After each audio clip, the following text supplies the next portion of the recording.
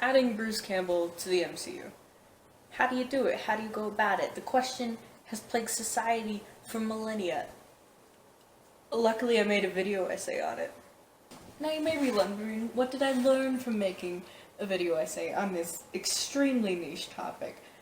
Well, turns out it's such an easy concept, Joss Whedon could immediately mold it into some strange, wishful, self-righteous commentary on women, which just turns out to be misogynistic.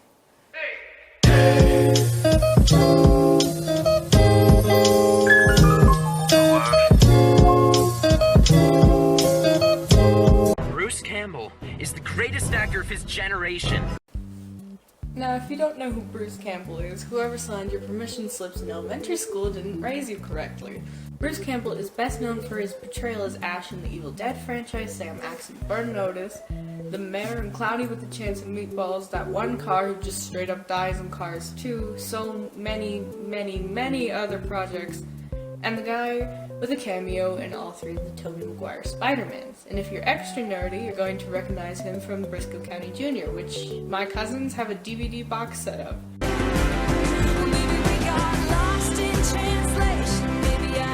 Now, some of the population finds Spider-Man Far From Home to be better than Spider-Man Homecoming. This is what we call heresy.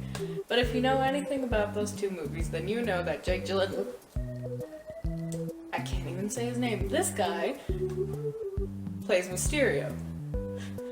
But in part 1, I mentioned how Bruce Campbell was in the original Spider-Man trilogy. But why? Well, before the cancellation of Spider-Man 4, he was set to play Mysterio, and that's why he has a cameo in every film, and he's all over the place playing different characters.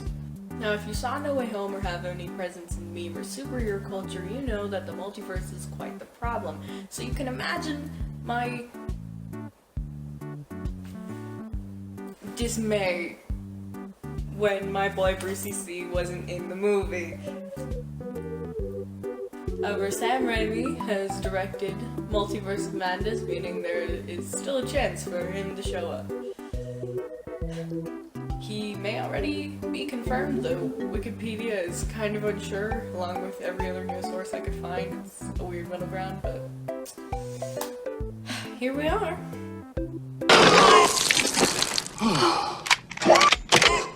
Groovy. It makes complete sense that Bruce Campbell is the only constant across the multiverse. That sounds crazy, but he's already played himself in a movie. In 2007, he's directed, wrote, and starred in a movie called My Name is Bruce, where a couple kids from a mining town kidnap their favorite B-movie actor thinking he actually knows how to kill zombies. Well, I'm not sure how you managed to die. I mean, seriously, unless you're a professional game tester, there's no reason for you to be dying yet. Again, in part 1 of this video essay, I mentioned that Bruce Campbell is most well known for his portrayal of Ash in the Evil Dead franchise, a series of movies, games, comic books, and an off-Broadway musical, which I genuinely adore, and Bruce does too, by the way. Good outrageous. You know, you go to a musical comedy or just a musical and you go along with it, and it's kind of fun, you have a few laughs, but this is really meant to be balls out entertainment. From start to last, really. It's high energy. If you sit in the first 4 rows, something horrible will probably happen to you. And I think hopefully that's the reason why people will come. You know, one week they'll see Blue Man Group, and next week they'll come and get covered with blood. It's just, takes all kinds to fill the freeways, you know?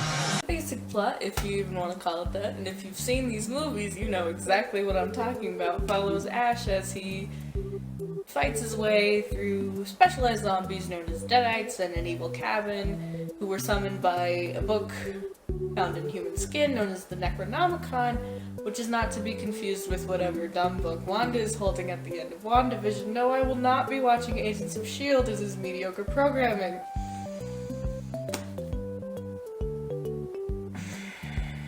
Marvel Zombies. Marvel Zombies is a meta-series of comics where the cast is dealing with zombies.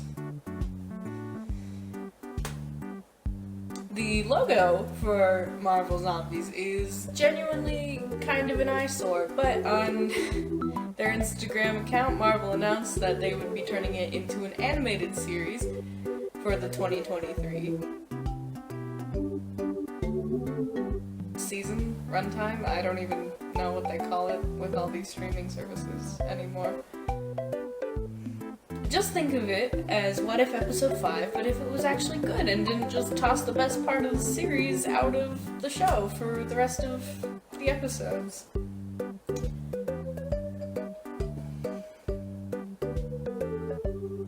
Marvel Zombies vs. the Army of Darkness sees our favorite himbo with a chainsaw arm get plopped into Earth 2149 by the Watcher, which works out perfectly because this universe's version of Ash was devoured by Deadite Howard the Duck.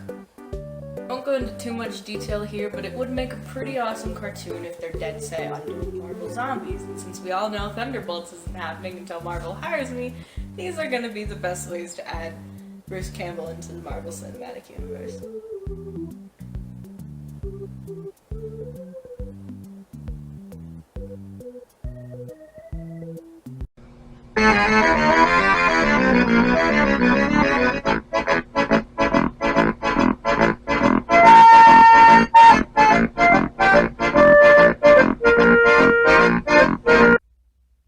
Hello.